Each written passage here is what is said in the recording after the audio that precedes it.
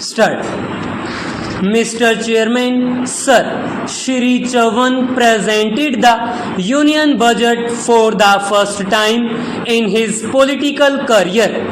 Shri Chavan is a very experienced politician and an able administrator. He has held a number of important positions in the past. He has been the Chief Minister of a progressive state like Maharashtra, Home Minister and Minister of Defence at the centre, and held a number of other positions. I am impressed by his abilities since long the way he gave an account of his experience and far-sightedness while presenting his maiden budget is indeed commendable. This budget is commendable and significant in many respects.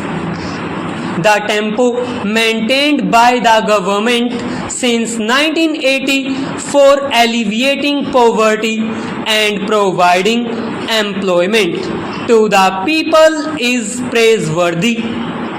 The efforts of the government have resulted in an increase in these activities year after year, and this too is commendable. But this year, the Honorable Minister has broken all previous records as he has given special impetus to the poverty alleviation program of the budget. The most significant among all these programs is the Jawaharlal Nehru Rozgar Yojana, under which there is a proposal to provide employment to one member in each family in 120 districts. It is in itself a revolutionary step. Our party has decided that employment must be given to at least one person of each poor family all over the country. Though details of the program as to how this scheme will be implemented and how employment will be provided are still to come before us, yet I would like to praise this bold decision, the benefits of which will reach lakhs and crores of people throughout the country and will provide relief to them. A number of concessions have been given to poor people in this budget with a view to providing them relief, but at the same time it gave a setback to the middle class. So far as I can understand, the budget will in no way affect the rich people. First of all, I would like to draw the attention of the Honorable Minister to poverty alleviation programs because the government is earmarking huge funds for these programs.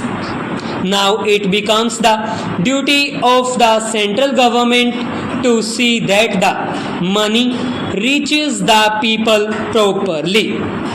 It is not today only, but for years that the honorable members have been expressing the view that the beneficiaries do not receive the full amount of money that is earmarked for them. There could have been some difference of opinion had even 25% of the funds reached the people.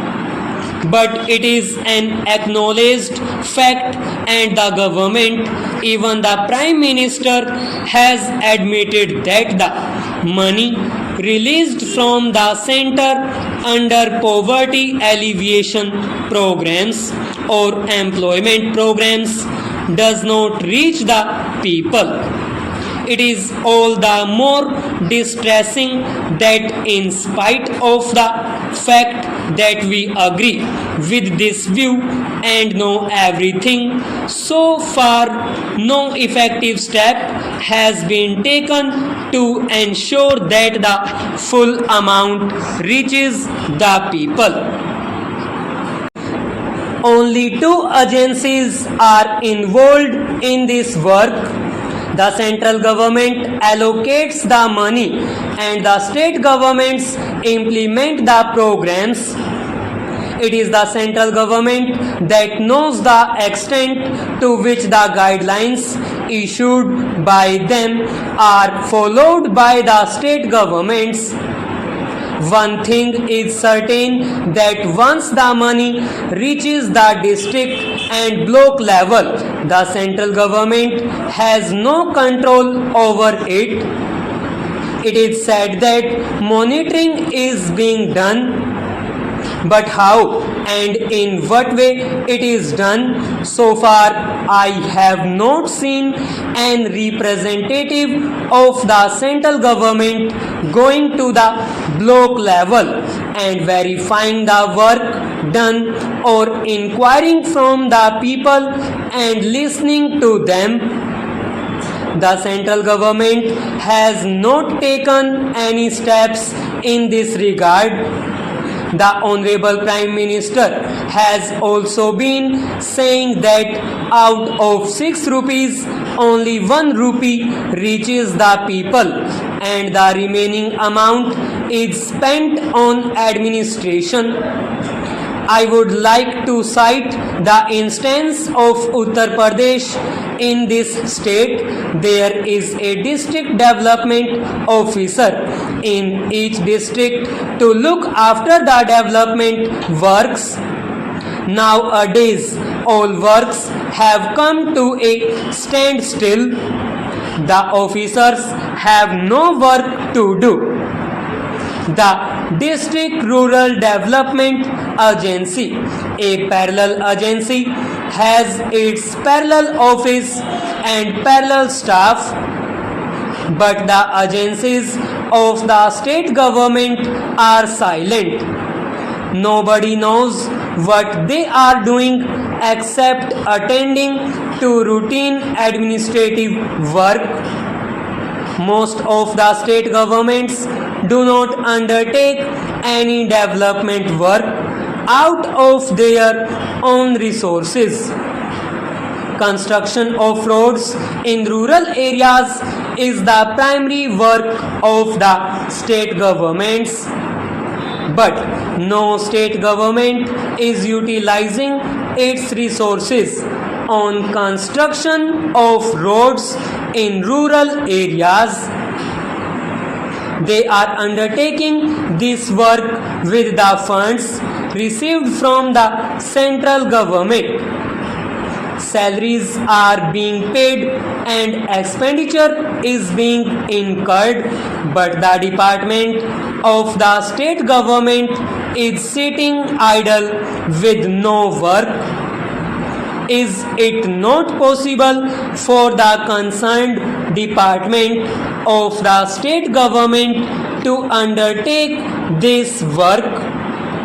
It could have been converted into the District Rural Development Agency. What is the need of separate departments, separate bureaucrats, and separate staff? The entire funds are being spent on the maintenance of staff. Honorable Minister of Finance might be aware that the state governments do not want to mobilize resources. They are not imposing any fresh taxes.